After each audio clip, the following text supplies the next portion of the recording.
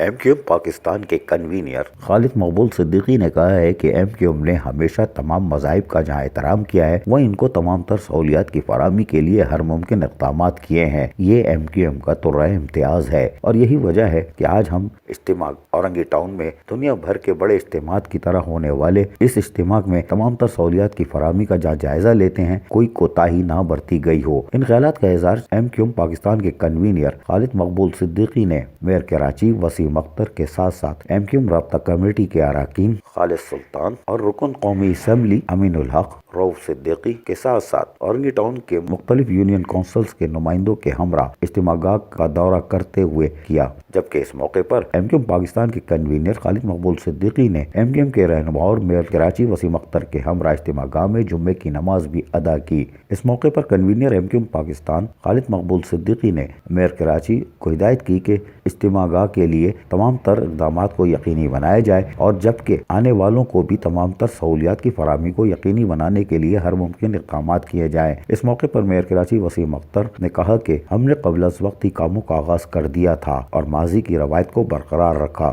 جبکہ اس موقع پر M Q M Pakistan کے کنوینر خالد مقبول صدیقی نے اجتماع گاہ کی انتظامیہ سے بھی ملاقات کی اور ان کو فراہم کی جانے والی سہولتوں کے بارے میں پوچھا اور مزید کسی کام کے حوالے سے بھی فوری طور پر آگاہ کرنے کے لیے بھی درخواست کی، جس پر اجتماع گاہ کی انتظامیہ نے اپنے اطمینان کا اظہار کیا۔ جبکہ میئر کراچی وسیم اختر نے اس موقع پر تبلیغی اجتماع کے شرکاء سے کراچی کی ترقی، امن و امان، خوشحالی کے لیے دعا کی درخواست کی اور کہا کہ کراچی میں ہر سال منعقد ہونے والا یہ تبلیغی اجتماع شہر کے لیے باعث برکت ہے۔ ایم کیو ایم پاکستان کے کنوینر خالد مقبول صدیقی کا اجتماع گاہ کا دورہ اور انتظامیہ کا مطمئن ہونا یقیناً خوش آئندہ اقدام ہے۔ عزیز عارف، KBS بلدیاتی نیوز کراچی۔